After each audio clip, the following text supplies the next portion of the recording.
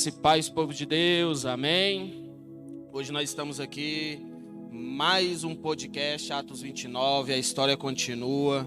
E hoje nós vamos ter aqui o anjão da Batista Éden, meu irmão. Rapaz, hoje você vai ver, hoje você vai ouvir uma história de milagre, superação e aquilo que eu costumo dizer sempre, esperança.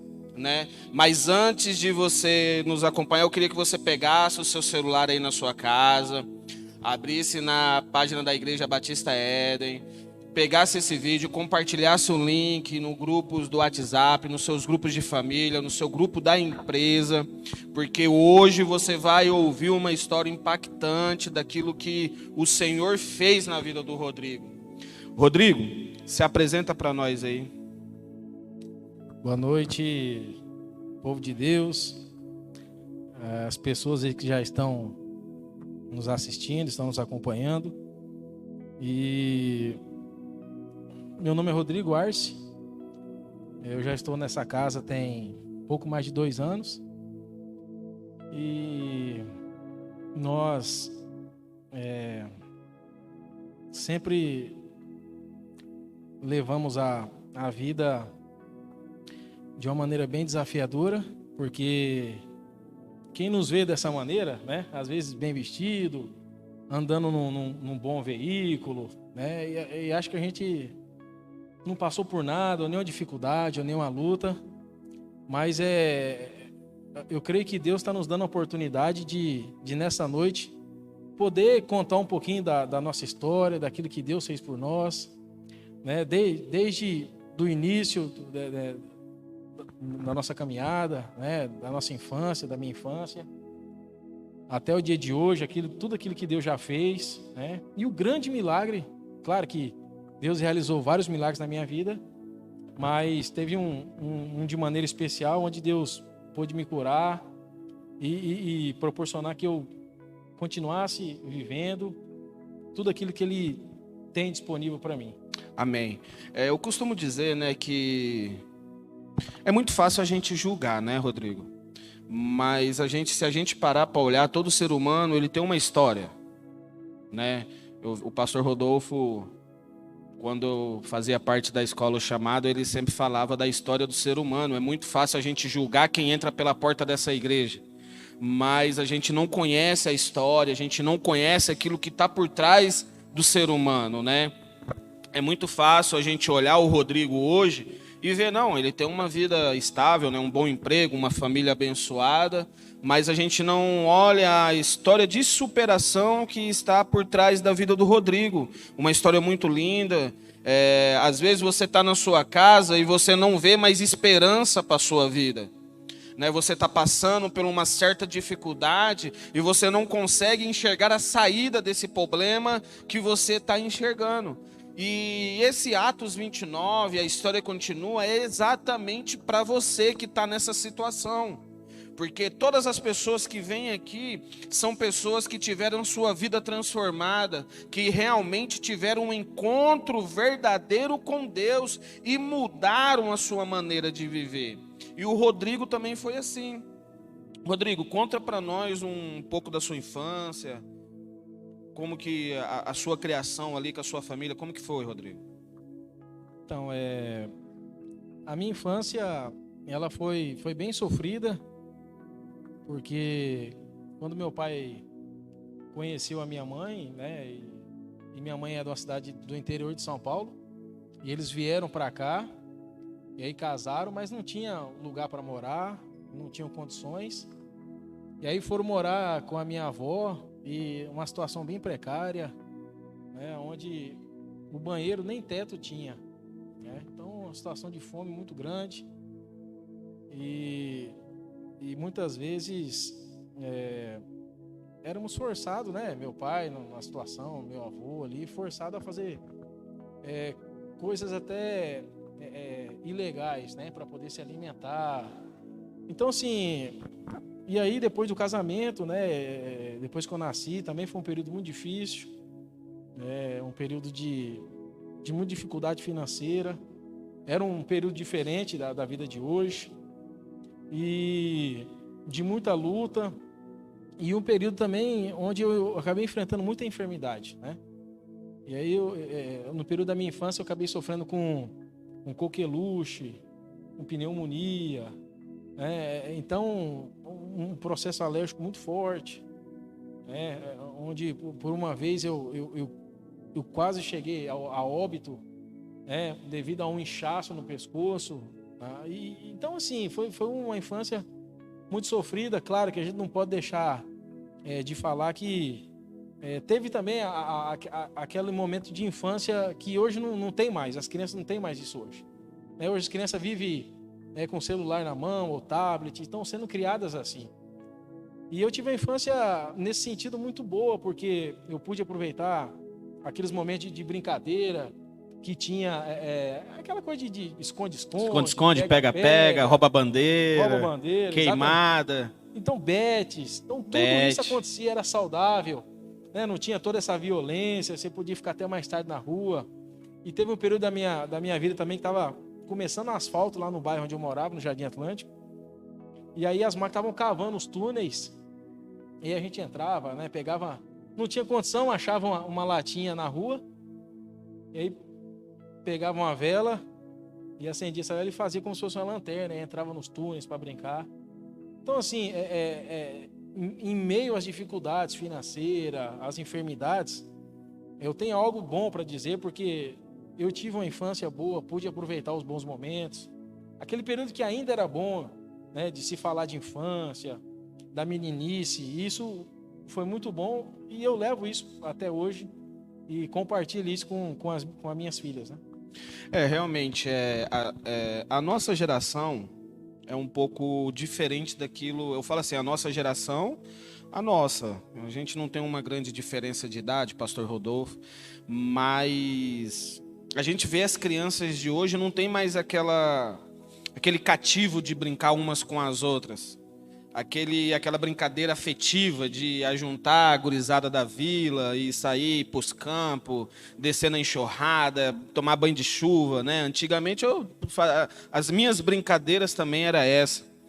E a gente vê os nossos dias de hoje, eu estava até conversando com os meus filhos, cara, certas profissões vão ser extintas daqui a uns anos. Justamente pela falta de interesse da nossa juventude.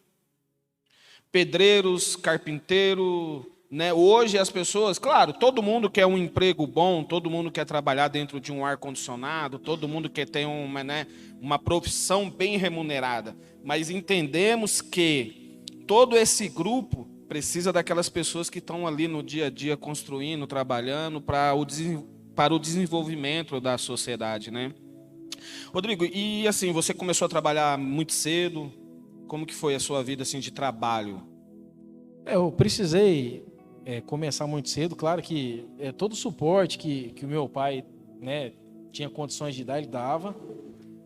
Mas precisei começar cedo. Né? Trabalhei, sim, de servente por muito tempo. Teve que se amadurecer cedo, né? Tive que amadurecer cedo. Também trabalhei como servente, não só de pedreiro, mas de pintor. Trabalhei um período da minha vida também como catador de algodão, né? Então precisava acordar lá, moleque, precisava acordar às 4 da manhã, e aí passava um senhor lá numa caminhonete, a gente tem que subir na carroceria da caminhonete, e ir atrás, e sabe, e muitas coisas que aconteciam. E naquele período, se tratando desse assunto, a arroba são 15 quilos, né? Então a gente catava algodão e às vezes não rendia tanto. E aí naquela meninice a gente colocava água no saco de algodão para pesar mais. E aí o dono descobria, mas assim, não era um período que você vivia com medo. Ele descobria e falava, não vou pagar uma arroba para vocês não, porque vocês colocaram água aqui. Sabe, então assim, era um período que você conseguia desfrutar mais da sua juventude, né? Por mais ali que você tivesse uma dificuldade, isso não imputava em quem você era. Então você tinha uma liberdade, né, de poder amadurecer, ter responsabilidade. Então desde cedo eu precisei começar a trabalhar, Graças a Deus, tudo aquilo que meu pai conquistava, ele conseguia honrar dentro de casa, né? E a gente ajudava, não com muita frequência, mas tudo aquilo que a gente recebia, que na época era pouco, né? Não tinha registro, não tinha nada disso. E então, mas a gente conseguia já amadurecer, né? Começar a projetar a vida, pensar em algumas coisas, né? Você conquistar aquele primeiro tênis, né? Aquele primeiro chinelo, aquele primeiro calçado, que a gente, né? Que você sonha quando você é jovem, você sonha em ter. Então a gente batalhava já para isso, porque, né? Graças a Deus meu pai dava o alimento, as contas, mas muitas vezes faltava roupa, né? Faltava um calçado. E aí você via alguns amigos, alguns colegas ali que se vestiam melhor e você, né, naquela juventude você queria poder se vestir um pouco melhor. E aí a gente começou a trabalhar cedo, ter responsabilidade, e tudo isso ajudou para que a gente pudesse amadurecer, né, ter uma vida mais tranquila, uma vida longe das drogas, da bebida. E Isso, serviu para nos amadurecer, né? isso é muito interessante porque assim, né? Nós vivemos num momento onde a nossa juventude tem entrado na ostentação, né? Mas a qual preço, né? A qual preço você está disposto para alcançar o seu objetivo? Porque se você vê no podcast que a gente fez com o tio Elias, ele falou sobre prosperidade, né? Mas a prosperidade, tem pessoas que são ricas tendo somente dinheiro. Minto. Pessoas que são tão pobres porque só tem dinheiro. Você está entendendo? E a prosperidade, ela não se baseia nesse entendimento em ter dinheiro, mas sim dar valor nas pessoas.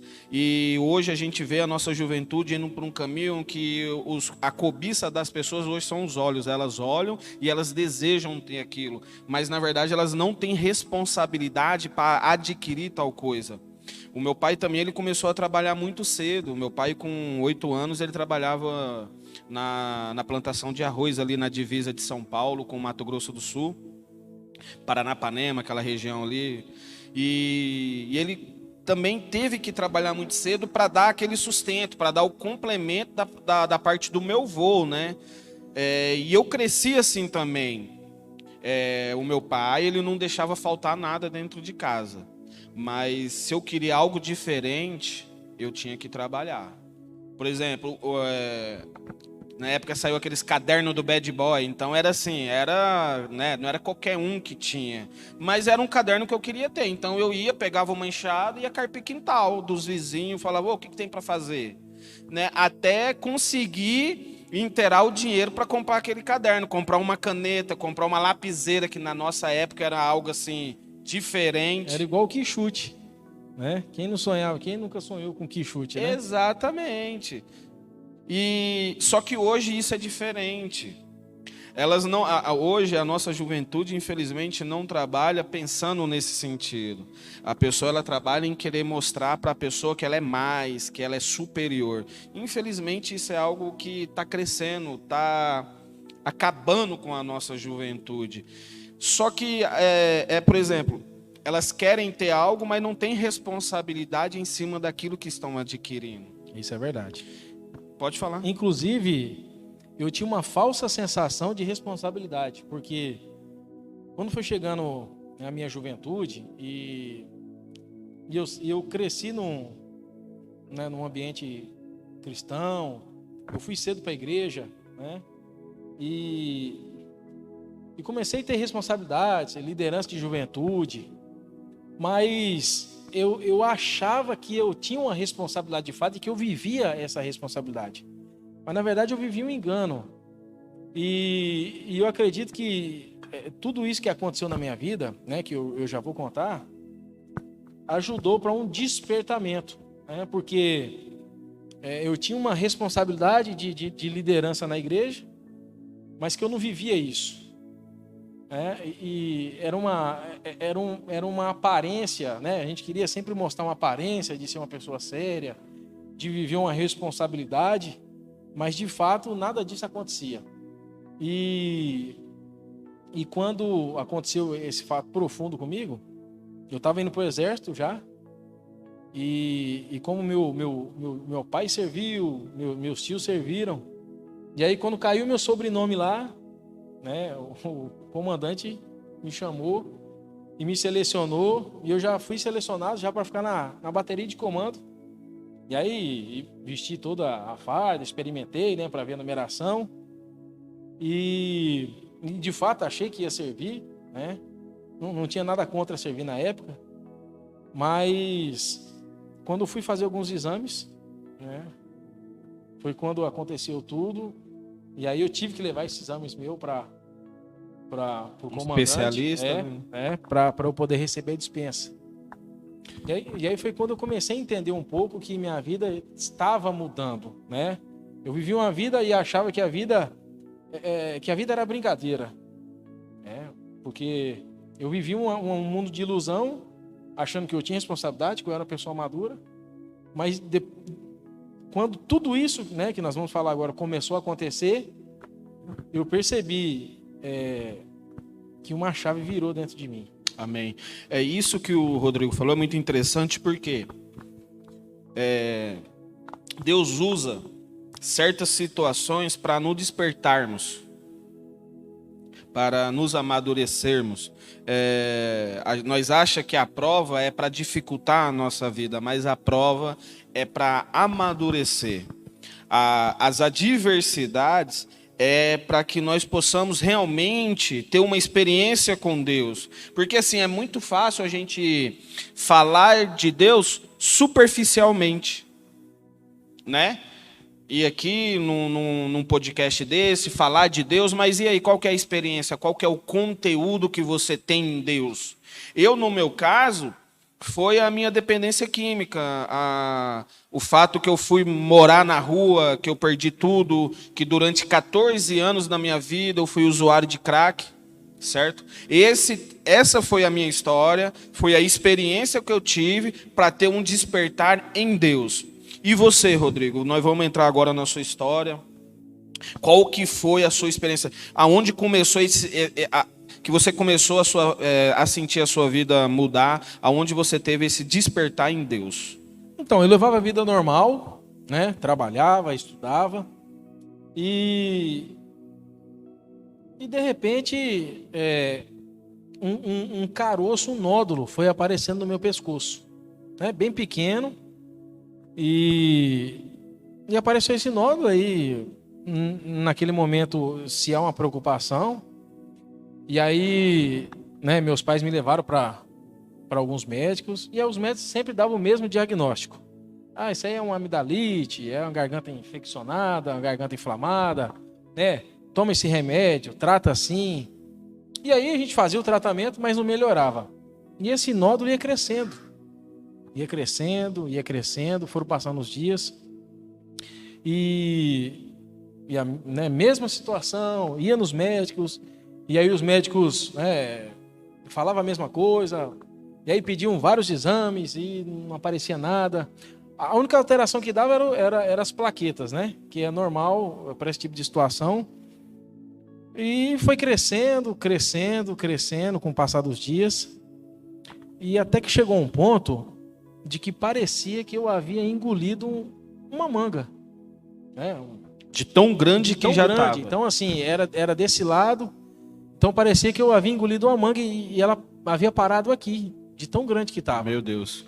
E aí eu pegava em mim, assim, no ombro, e eu sentia nódulos no ombro, na cabeça. Eu pegava assim, eu sentia. E dor, Rodrigo? Não, dor eu não sentia, né? Sentia os caroços, mas não tinha dor, não tinha dor, né? Nenhuma comodidade no corpo. Assim. Não, o único incômodo que eu sentia era na hora de mexer o pescoço, porque como tinha um nódulo muito grande aqui, eu não conseguia... Você sentia isso, né? Eu sentia, era difícil de mexer, era difícil de... E eu me sentia um pouco mais cansado. Isso tudo você trabalhando... Trabalhando, tendo uma vida normal. Só que aí aquilo começou a me constrangir. Então eu tinha vergonha de sair na rua, né? Porque eu percebi que as pessoas me olhavam diferente. Entendi. A pessoa olhava com um certo preconceito, né? E eu tinha muito vergonha, e aí eu queria tampar, não queria sair de casa, não queria estudar mais. Então foi acontecendo isso. E isso com quantos anos, Rodrigo? Isso eu estava com 17 anos. Nossa, estava na sua Na sua juventude, época de sair, época de conhecer a vida, e você já passando por esse processo. Já passando por isso. E aí eu comecei a ter vergonha, me acanhei, né? Não queria mais ir para a igreja, não queria mais me relacionar. Então, um período onde eu me retraí muito. E aquilo não parava de desenvolver. Né? Aquilo não parava de desenvolver, não parava de crescer. E aí, começou um período de aflição muito grande. E aí foi quando, né, meus pais entenderam a necessidade de aprofundar tudo aquilo, porque todo o diagnóstico que era dado era algo muito superficial. E aí até que nós jogávamos bola no clube dos médicos, e aí um dos médicos, né, viu a situação e falou: não, vocês precisam ir para Cuiabá ver o meu irmão. Meu irmão, ele é perito, ele é especialista. Ele é oncologista, e aí ele pode ver mais profundo o que está acontecendo. E aí nós fomos para Cuiabá, porque na época não tinha tratamento aqui em Rondonópolis. E aí nós fomos para Cuiabá, e de lá o médico me olhou, me examinou, e ele não deu nada preciso, falou: nós precisamos de fazer uma biópsia, né, para entender, é uma pequena cirurgia para entender, né, o que está acontecendo, o que é dentro. E aí, de fato, né, fiz a biópsia, e, né, onde, né, faz um pequeno corte, tira um pedaço, né? Tira uma amostra ali, né? Uma amostra, e foi enviada para São Paulo. E eu continuei, né, a minha vida, claro que não de maneira natural, mas me retraí, parei de estudar, né? Tive a vida limitada. Começando a se isolar, Rodrigo. E aí o médico pediu para eu não ter contato com as pessoas, né, evitar estudar, porque a minha imunidade baixou muito. Então eu estava muito factível a resfriada, a infecção viral, né, infecção... viroses, né? Do trato respiratório, porque eu estava com a imunidade muito baixa. E aí eu tinha que ficar mais em casa, mais trancado. E depois que chegou esse resultado da biópsia, nós fomos para São Paulo. E aí chegando lá, o médico constatou. O médico nos chamou lá na sala e falou: ó, de fato, o que está no organismo, né, do Rodrigo é um câncer, né, é um tumor maligno, e nós precisamos correr com o tratamento. E agora nós precisamos saber se esse nódulo, se esse câncer, ele espalhou no organismo. Né? Porque nós sabemos aí, visivelmente de toque, que está aqui no pescoço, no ombro, na cabeça, mas nós precisamos investigar em outras áreas. Rodrigo, você com 17 anos, plena juventude, uma vida toda para viver, recebendo uma notícia dessa. Como que o Rodrigo, naquela época, com 17 anos, reagiu? Como que foi o seu psicológico, Rodrigo, em meio a tudo isso? Vou morrer. Foi a primeira coisa que veio na sua... A primeira coisa que eu pensei que eu ia morrer, porque o médico tratou com muita seriedade. Então, quando eu te mostrou que era algo sério, algo né? sério, e principalmente depois, quando nós voltamos para Rondonópolis, eu precisei fazer um raio-x de tórax e abdômen para ver se havia espalhado o câncer. E aí sim, depois dessa situação, que foi aonde que o desespero bateu, né? Porque além de ter os nódulos, escute isso, querido. Preste atenção, você que está em casa também. Aonde tinha nódulo, que era na cabeça, no pescoço, no ombro, na garganta, depois desses exames que eu fiz, tinha nódulos no pulmão, de 3 centímetros, no fígado, no baço e nas pâncreas. Meu Deus. Então já estava bem tomado, e o médico me deu pouquíssima chance de vida. Eu lembro que o médico falou assim: ó, vamos tratar, para ver o que vai acontecer. Porque, de fato, da forma que se encontrava o tumor, os médicos praticamente me desenganaram. E eu, de fato, quando recebi essa notícia, eu também me desenganei. Eu não tinha a maturidade espiritual, a maturidade como cristão. Então, naquele momento, eu acreditava na minha morte. Mas eu imagino que para qualquer pessoa nessa situação, um jovem com 17 anos, não é fácil. Eu acompanhei um irmão aqui da igreja, né? Algumas pessoas aqui sabem. Não quero aqui falar nomes porque às vezes o familiar, né? Mas eu acompanhei durante, eu acho que um ano e meio. Nós ia para Barretos. Cara, quando eu cheguei em Barretos, que eu olhei, você não tá entendendo, cara. Aquela cidade se move por aquele hospital. É algo impressionante. As pessoas ali, cara, você olha no semblante da pessoa, você vê que a pessoa já está entregue. Né? Eu creio que não tem mais. Eu acho que ela não olha como esperança, né? Você se sentia assim também, Rodrigo? Com certeza. Isso passava, isso na verdade reinava dentro de mim, né? Porque eu acreditava o tempo todo que a minha vida ia ser paralisada. Olhando você com 17 anos ainda. Sim, isso. E falando, cara, podia ter vivido, podia curtir isso, podia aproveitar isso, ter uma família. Exatamente. E tô com isso. Exatamente. E começam os questionamentos aí. Por quê, né? O porquê. Por que comigo? Porque nós estamos habituados a ver isso muito na TV, né? Reportagens ou entrevista que acontece mesmo com pessoas, até lá em Barretos, ou em qualquer outro lugar que tratam, né, essa enfermidade, o câncer. E assim, é desesperador. Né? E eu me questionei muito porque eu era um pecador, porque eu não era responsável com as coisas de Deus, porque eu levava as coisas na brincadeira. Por que Deus fez isso comigo? Era um questionamento, né? Por que Deus fez isso comigo? Tem uma passagem na Bíblia, né, que Jesus ele estava passando e os discípulos perguntaram: Mestre, quem pecou mais? Eles ou os pais dele, para que ele nascesse assim? Mas Jesus fala, né, que era um cego de nascença. Nem ele nem o pai dele pecaram, mas foi necessário assim para que se manifestasse nele as obras do Senhor, manifestasse nele a glória do Senhor. Mas na idade que você estava, você não tinha esse entendimento, né, Rodrigo? Não, nenhum. Não tinha nenhum entendimento assim. E aí eu comecei a querer viver assim os últimos dias da minha vida. Se entregando mesmo. Não com libertinagem, nada disso. Mas assim, de fato...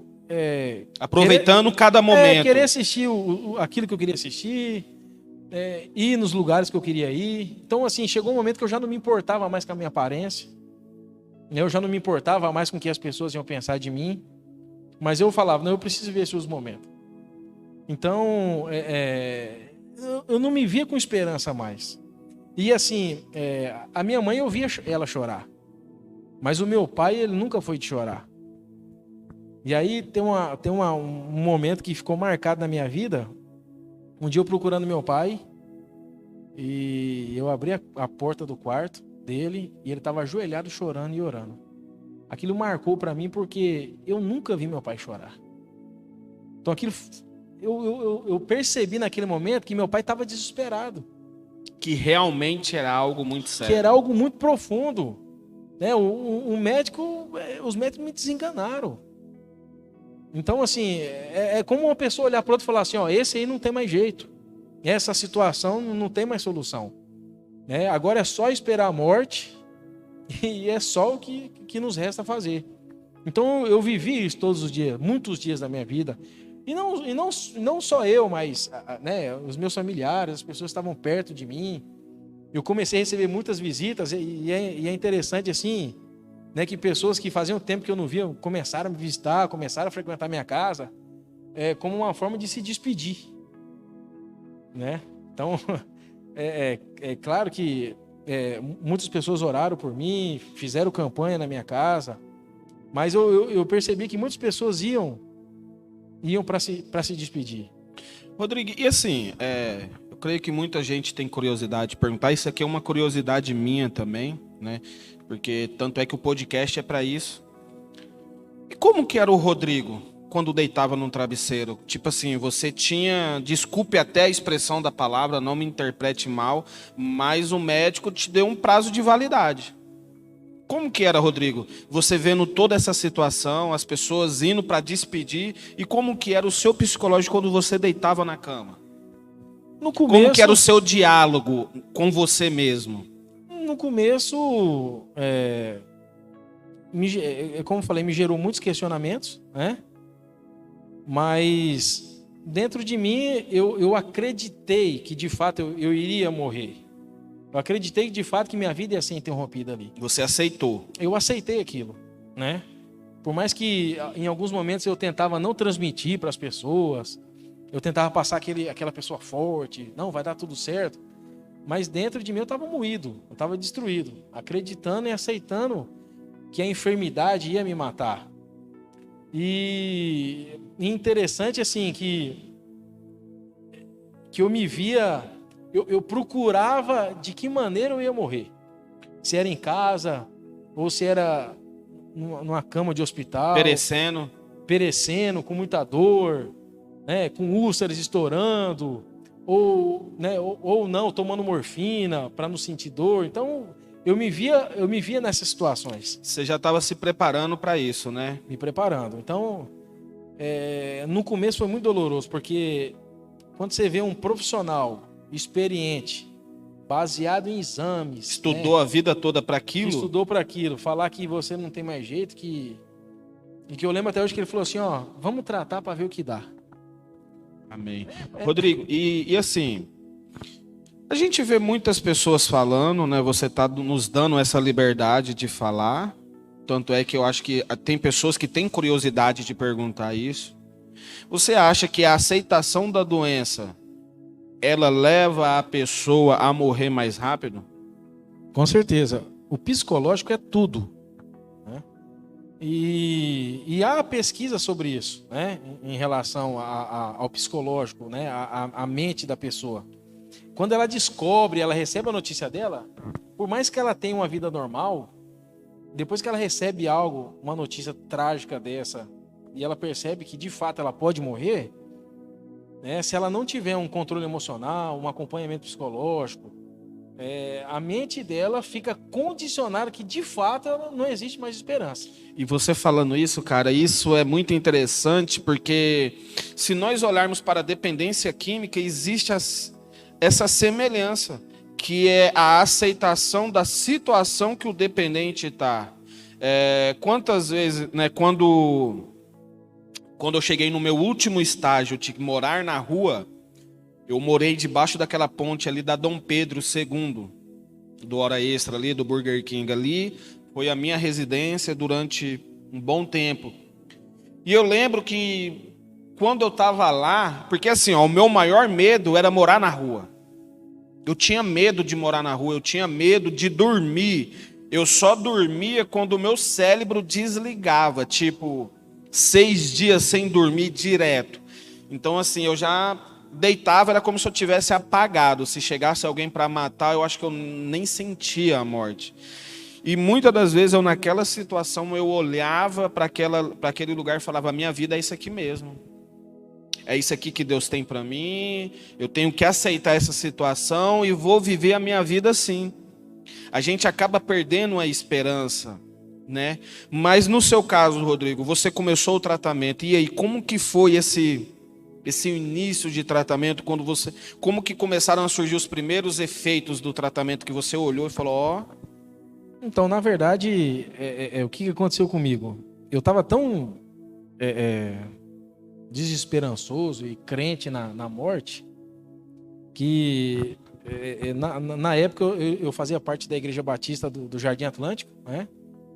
E aí o pastor, na época, que era o pastor da igreja, ele fez uma campanha de oração com alguns irmãos, e eles iam na minha casa todos os dias, às 5 horas da tarde. Todos os dias iam na minha casa para orar, para ter aquele momento de comunhão. E eu estava tão desacreditado que eles chegavam para orar e eu queria sair. Eu não queria participar daquele momento. Eu arrumava desculpas, porque dentro de mim, assim, para que eles estão vindo aqui para orar por mim? Para fazer campanha? Para quê? E em geral eu questionava, será que é para se despedir? Ou eles acham que tem esperança? O médico falou que já praticamente não tem. Então eu ia jogar bola, aí minha mãe corria e me chamava, eu não queria entrar. E era aquela coisa toda.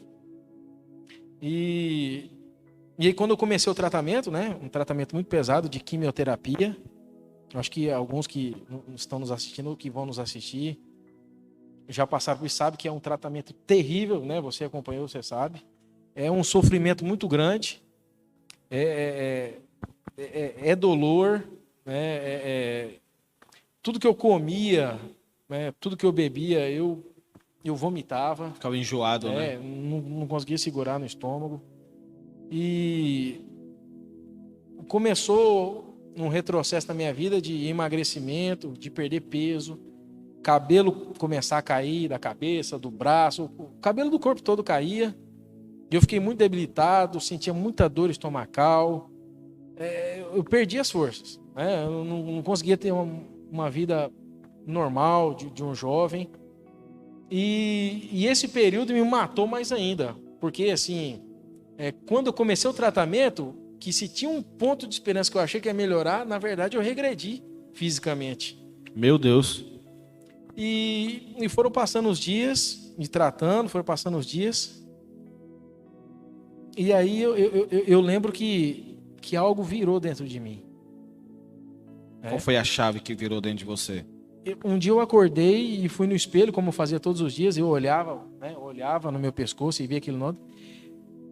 E um dia eu percebi uma diminuição daquele caroço, que era muito grande aqui, muito grande.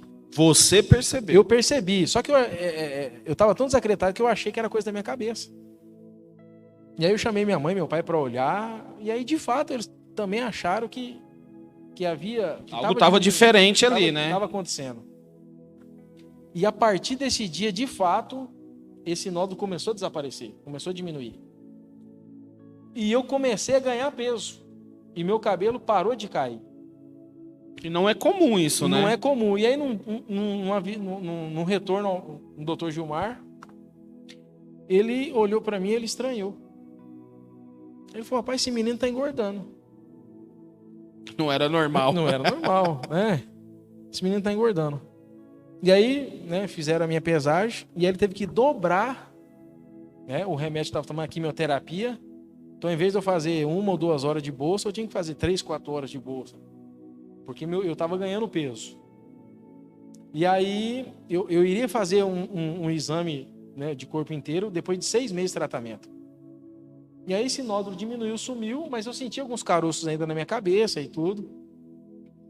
E aí fui fazendo esse tratamento, e aí as pessoas estavam indo lá em casa orando, né, tendo a comunhão. E aí eu comecei a participar mais, porque algo mudou dentro de mim. E aí eu comecei a perceber uma esperança de que eu poderia retomar a minha vida. A chave foi virando. A chave foi virando.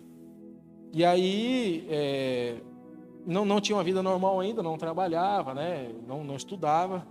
Mas eu comecei a ter uma esperança, a querer me sociabilizar novamente, né? Estar novamente com as pessoas, ter comunhão, fora daquele ambiente ali, daquelas pessoas que iam me ver.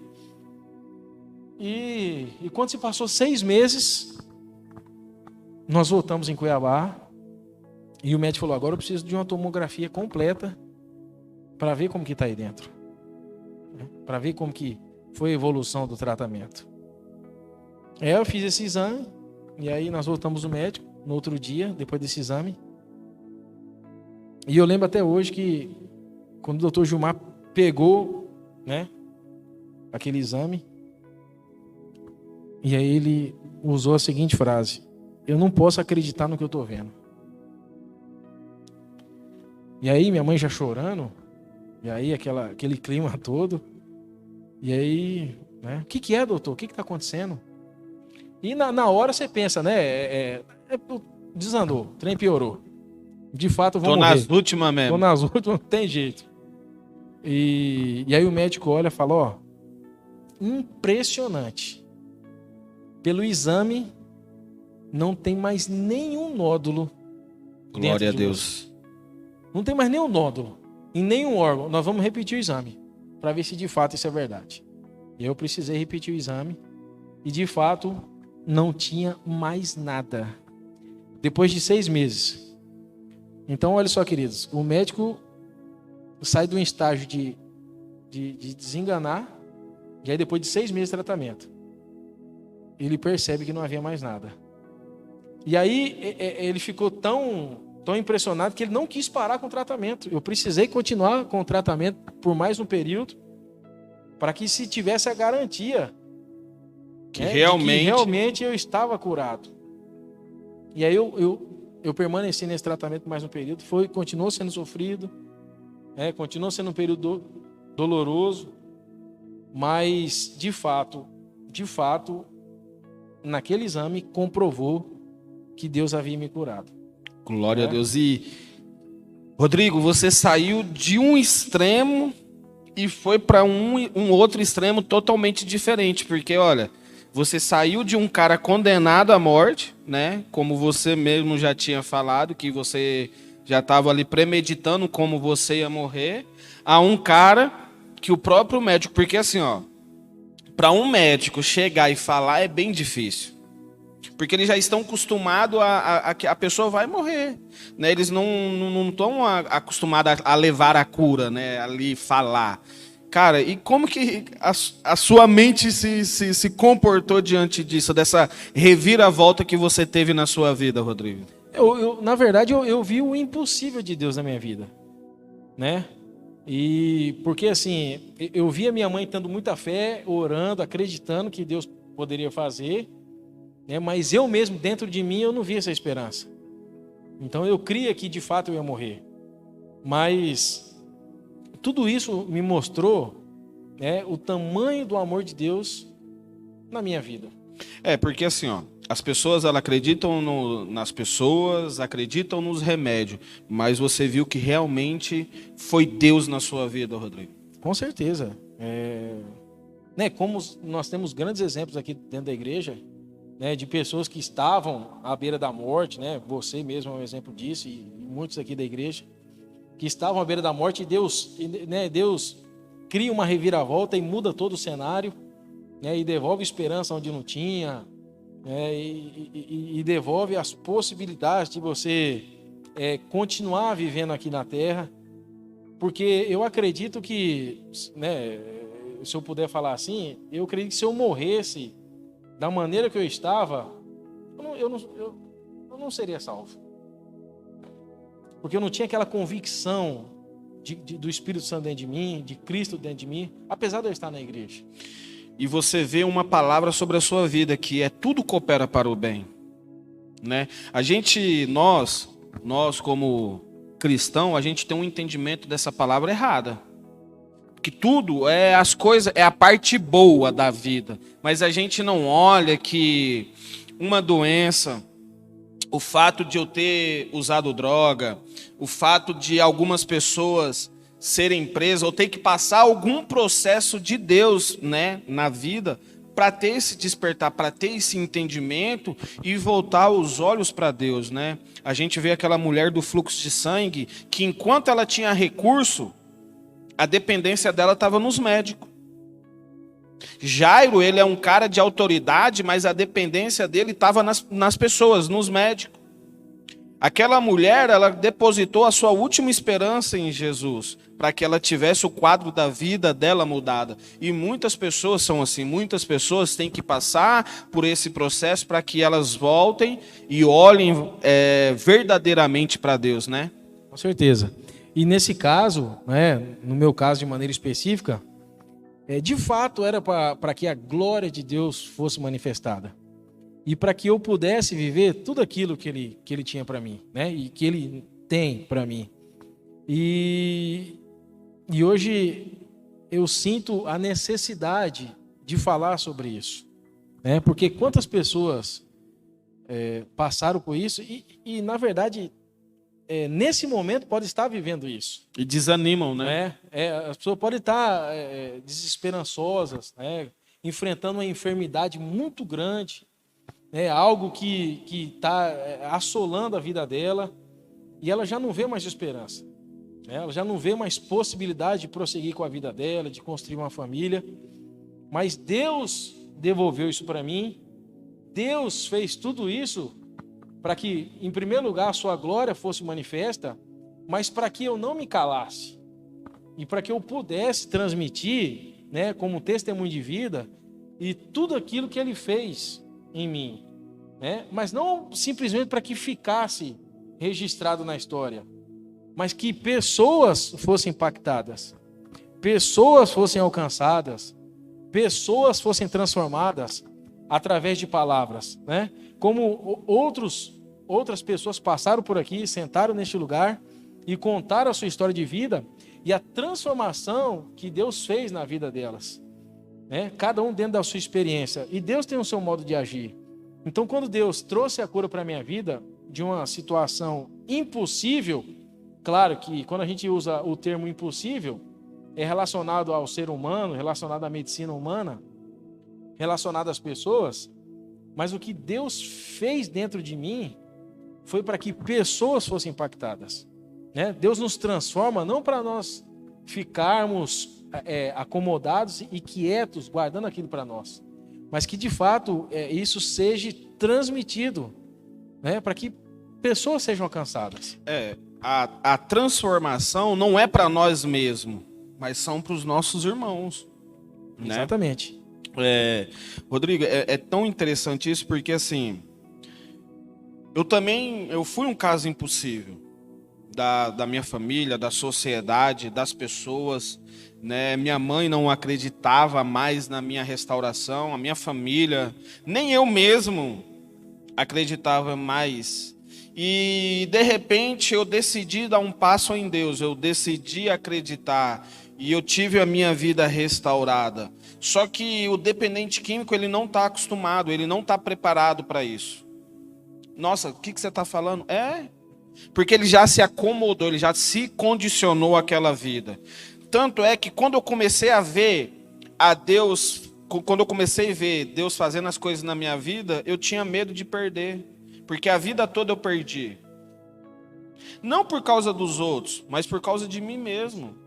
Você está entendendo? Então, quando eu comecei a conquistar algo em Deus, eu ficava, nossa, será que isso é para mim mesmo? Será que eu vou conseguir viver isso mesmo? E hoje já se passaram 6 anos e nós estamos aí, graças a Deus, tendo todos os dias a nossa vida transformada. Amém. Glória Rodrigo, você passou por esse processo, mas teve mais uma coisa aí, né? Que o médico falou que você não poderia ter filho. Como que é essa história aí? Então, devido ao grau de tratamento, né, que eu passei... Os medicamentos pesados, né? Um medicamento muito pesado. O médico falou que ia ficar algumas sequelas em mim.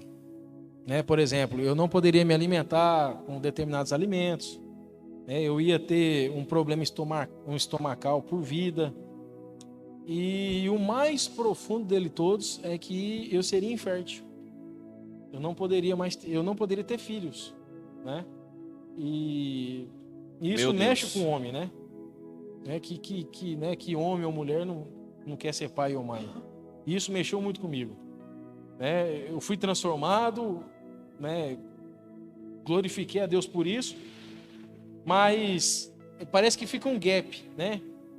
Parece que no meu entendimento na época é tipo assim, Deus não fez o milagre por completo, né? Porque o médico falou que eu não poderia ter filho e eu ia ficar com essas enfermidades, eu ia ficar sofrendo disso. Mas na verdade foi o contrário. Claro que no começo eu sofri muito porque o tratamento é muito severo.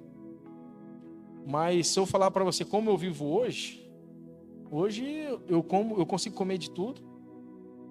Eu não tenho essas dores, esses problemas estomacais que o médico falou que eu ia ter. E o mais profundo disso tudo é que eu seria infértil. E isso, na verdade, foi um engano da medicina. Eu casei e hoje eu tenho 2 filhas maravilhosas. Você pode dar glória a Deus aí na sua casa, igreja? Amém? E eu tenho 2 filhas maravilhosas. Né? Glória a Deus. Os meninos aqui, quem está na igreja sabe disso. Deus me deu uma família maravilhosa, uma esposa maravilhosa, 2 filhas, a Nicole de 8 anos e a Mariane de 5 anos, né, que são presente de Deus, que são tudo na minha vida. Então, assim, da onde eu achava que eu não teria uma família, não teria filhos, né, Deus me deu 2 filhas maravilhosas E quero dizer algo para ti, querido. A minha esposa teve que fazer laqueadura, senão eu ia ter mais filho. É que você teve um entendimento de povoar a terra mesmo, porque os homens aqui na Batista Éden tem esse povoa mesmo, o povo aqui não é fraco, não. Rapaz, aqui é forte esse negócio de povoar a terra aqui. Então, assim, a minha esposa operou, laqueou, e aí eu parei em 2 filhas. Mas, assim, até nisso, Deus fez e para provar que o milagre de Deus é perfeito. É completo, né? É completo. Aquilo que Deus faz é maravilhoso e é tremendo. Glória a Deus, Rodrigo. É muito impactante, porque as pessoas, ela olham e ela realmente, né? Quem está de fora acha que é um caso impossível, que não tem mais esperança, que não tem mais jeito, que não tem mais cura. Mas hoje, Rodrigo, você sentado aqui contando a sua vida, como é você olhar para trás e ver tudo o que passou? Olha, eu defino isso extremamente como um aprendizado de Deus, uma transformação de Deus na minha vida, para que eu, através daquilo que eu vivi, daquilo que Deus fez na minha vida, para que pessoas sejam impactadas. Então eu enxergo, antes eu entendi que eu ia morrer, que eu precisava morrer, que a minha história ia ser interrompida naquele momento. Mas hoje eu observo que aquilo que Deus fez foi para que não ficasse oculto. Aquilo que Deus fez na minha vida é para que exista a necessidade de ser revelado, de ser transmitido, de ser testemunhado, para que vidas também sejam alcançadas. E eu me vejo como um testemunho vivo daquilo que Deus fez, daquilo que Deus faz e daquilo que Deus pode fazer. Glória a Deus, você falou, né? A criatura espera a manifestação dos filhos de Deus, através dos milagres, através das histórias, através do testemunho, porque eu acredito muito que neste exato momento tem pessoas que estão pensando em tirar a sua vida, porque hoje essa pessoa ela foi diagnosticada com câncer, ela foi diagnosticada com alguma outra doença, e a primeira coisa que vem na cabeça dela é ela mesma tirar a própria vida. Você você teve esse pensamento ou não?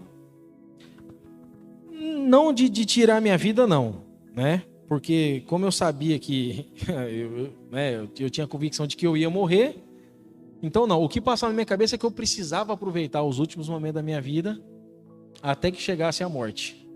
Mas nenhum momento passou, né? Eu sei que em muitos casos acontece isso, né? Porque o sofrimento é muito grande e aquilo que a gente falou sobre a parte psicológica, isso afeta muito. Porque nós sabemos que pela palavra de Deus existe um vazio muito grande dentro das pessoas. E as pessoas acham que esse vazio pode ser preenchido com coisas, né? Ou com dinheiro, né? Ou com bens, né? Ou com bens, ou com satisfazer a carne. Mas na verdade não é isso, né? Esse vazio dentro de nós, que existe dentro do ser humano, é só o Espírito Santo de Deus que pode preencher. Amém. Rodrigo, deixa uma palavra para quem está em casa. Deixa Deus te usar. Qual que seria a sua mensagem hoje para aquela pessoa que está passando aquilo que você passou, aquilo que você enfrentou? Amém. Quando Adão peca e ele é retirado do Jardim do Éden, há uma ruptura no relacionamento de Deus com o ser humano.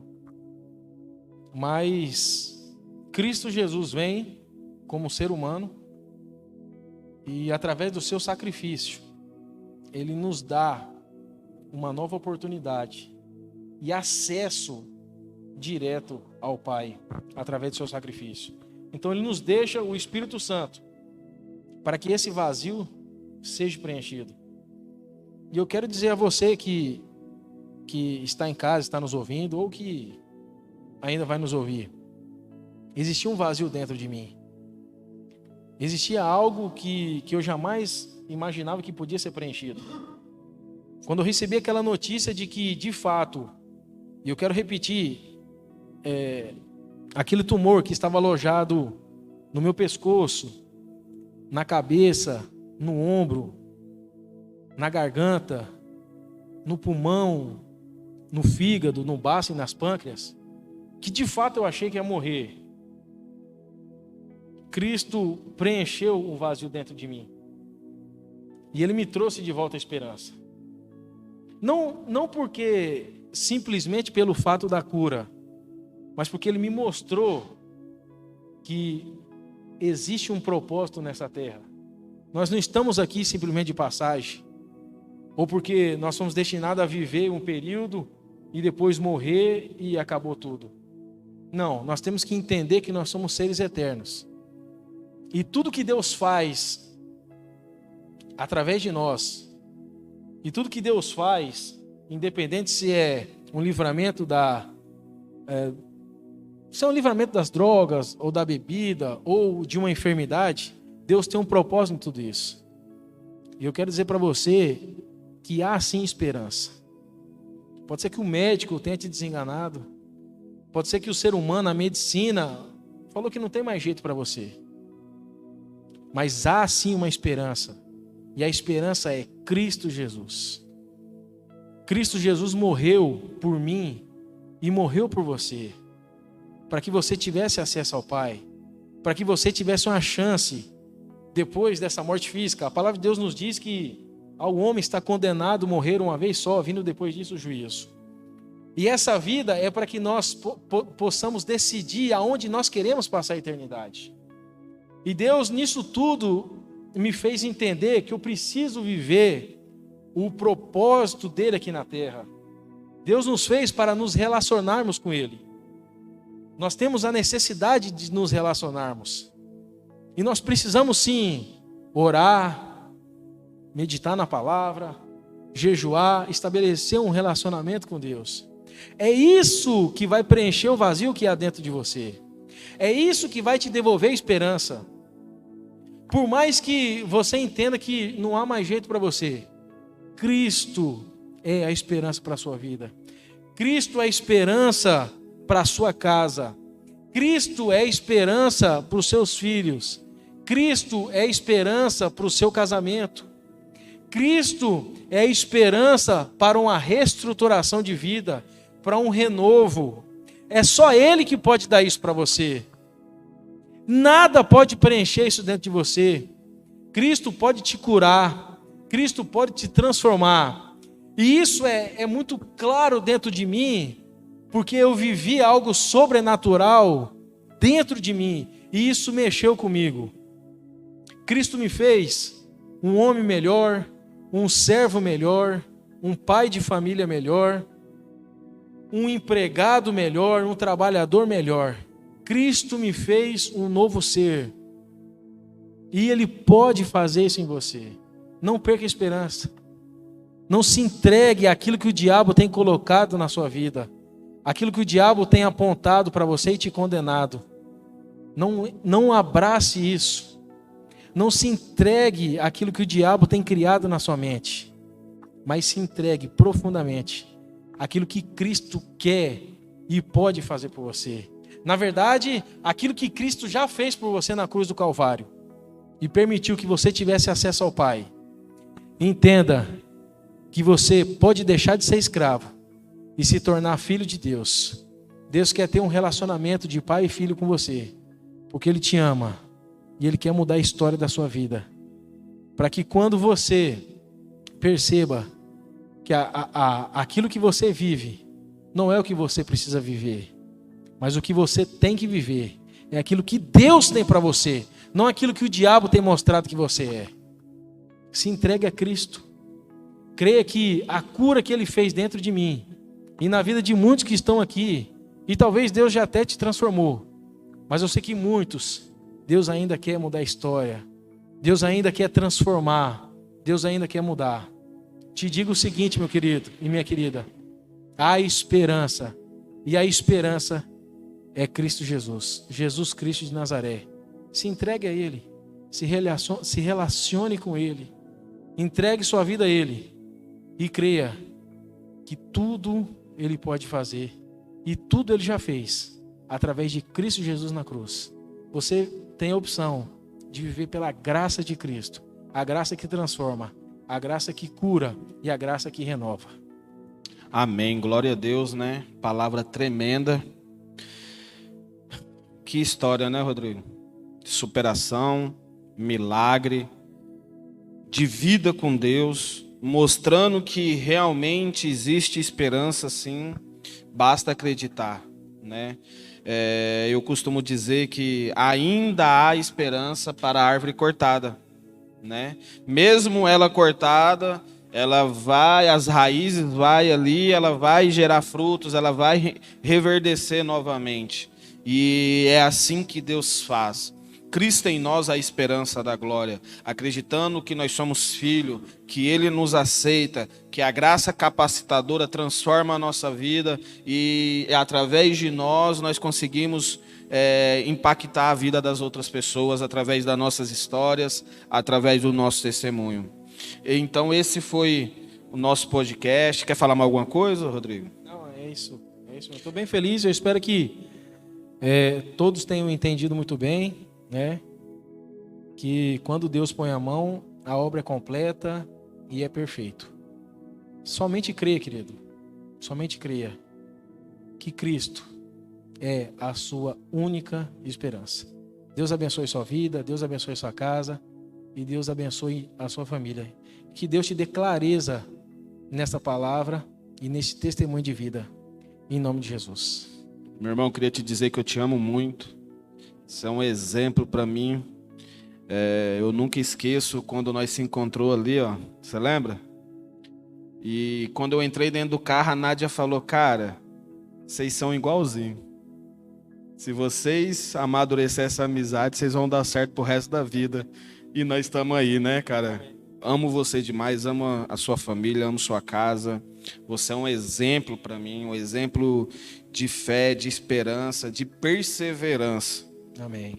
E que você que está aí nos assistindo possa absorver tudo aquilo que o Rodrigo falou. Não uma história que você ouviu de alguém ou um conto de fadas, não. É uma história de realmente de quem viveu, de quem passou, de quem superou, né, pela graça do nosso bondoso Deus e pela graça do nosso Senhor Jesus Cristo. Queria que você compartilhasse essa live, compartilhasse esse podcast com os grupos da sua família, com os seus amigos, na empresa, nos seus vizinhos, no seu bairro, na rua, entendeu? Porque eu creio que Deus ele quer falar através dessa palavra, através desse testemunho lindo e maravilhoso.